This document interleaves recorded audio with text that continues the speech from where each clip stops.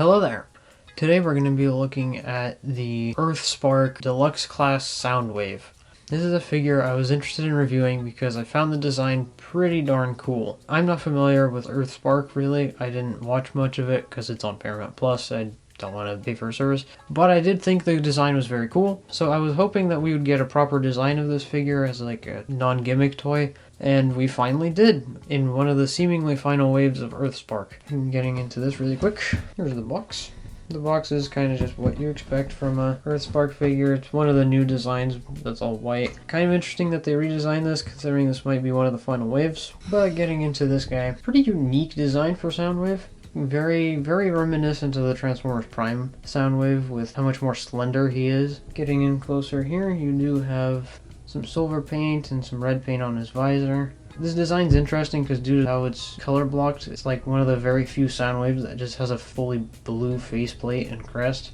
You can see the detail work on this guy. Got some nice little sculpted details going throughout here, as well as a few paint apps. Obviously the mentioned silver and red on the visor. You got the gold trim around his chest as well as the silver, then the white Decepticon logo. This little bit is painted gunmetal gray, and then his crotch is painted gunmetal for some reason. You got the little bits of red on his arms as well as the feet, and that's about it really for paint on this guy. There's a tiny amount back here for the jet mode, but otherwise, yeah, he's very basic.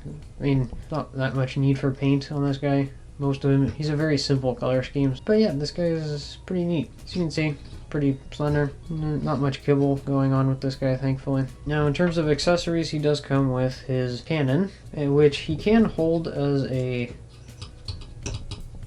gun, but I mean, I wouldn't. This just kind of looks ridiculous with this handle. What you really want to do is, there's a slot on the handle, and then that just goes into this peg right here. And then the hinge allows you to angle it however you want. But yeah, there you go. You can have Soundwave with his classic over-the-shoulder cannon. And the cannon, of course, does have a little tiny bit of red on it. Right there and right there, as well as some silver. Now, going into articulation, he's got a ball joint at the head. You can do 360s with this thing. He can look pretty far down, and he can look up a pretty good way. If you unplug his chest, you can kind of cheat it and get his head looking up even more. His shoulders are on a ball joint as well as a hinge in here, so they're essentially on a double joint. They are kind of like trigger happy hot rod shoulders, but they don't really get in the way too much. He does have a swivel right here, and then a 90-degree elbow, and then his hands are on ball joints, so of course they can rotate, wiggle them, and then interestingly, somewhat for the sake of transformation, they can tilt downwards. So he has very good sword holding hands if you want to give him a sword. On a side note, that also does allow him to hold his shoulder cannon like a flintlock pistol. Now for the waist, he does have a waist swivel. It does of course kind of collide with his backpack, but you can kind of push past it pretty easily. The hips have a full spread, pretty much completely unlimited. And then his hips on mushroom pegs have a very high kick. So you're not going to have any limitations with the hips on this guy. He has a thigh rotation right above the knee. The knee joint bends to 90 degrees right there. And then the feet are on ball joints. You can rock them all you want. And then if you need an extra rocker, there's a transformation joint in here that you can push slightly further. And due to transformation, you can also angle it all the way down and upwards a bit. Overall, I'd say he's pretty well articulated. He's got all the joints you would want out of a figure. Honestly, he's more articulated in some Generations figures that are more expensive than him, so I'd say he's pretty good. Now for some size comparisons, let me just bring in Primo real quick here as an example of a Generations Voyager. Here he is with another Earthspark Deluxe with Optimus. As you can see, pretty much the same size, most of these are. And then another comparison I wanted to do was Transformers Prime Soundwave. This guy reminds me a lot of him, so I wanted to do a comparison with him. As you can see, both pretty slender designs for Soundwave, and since they both turn into planes, I figured it was very fitting to compare them. Now, getting into transformation with this guy, first thing you want to do is just take his head, fold it in, and fold that back up. And then just bring this up, like that. Peg the shoulders together, and then you're going to want to take this backpack, just unplug it, and then just bring it up like this. And then you come down to the legs here. rotate the waist around, and then you're going to want to take the panels here and just spread them out like this. You're going to want to bring the feet down like this, fold them in, and then you're just going to bend at the knee like this. Do the same on this side. See it on this side. Like that, and then like this. Fold it around and bend like that. Now that you have them like this, you're going to take the arms here, you're going to rotate them and bend them downwards. There's a tab right there, and that will go into this port right here.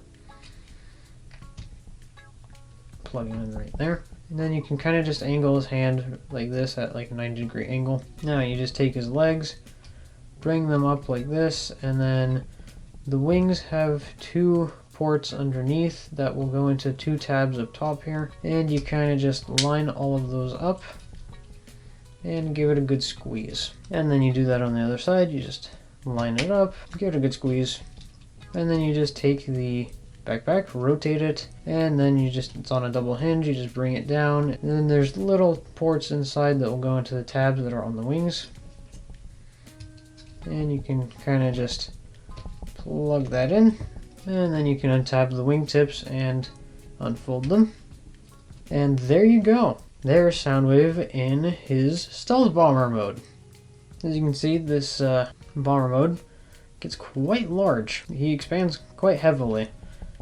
I mean, most of it is just kind of one thin piece, but still, it's a very large jet for a deluxe. It's a very flat one too. This is one of the most aerodynamic transforming jets I have. It's just very cool. As you can see, the only remaining paint apps he had that I didn't talk about are revealed here. Just a tiny bit of silver and the red stripe for the cockpit, as well as yet another Decepticon logo. Otherwise, it's just all blue plastic. But it does have some nice detail work. Little flaps on the wings, intakes. Overall, it's a pretty good jet. I dig it. But yeah, he does have kind of weapon storage. You can just plug it in here on the port. And that's about it. Not the best weapon storage, but it's weapon storage.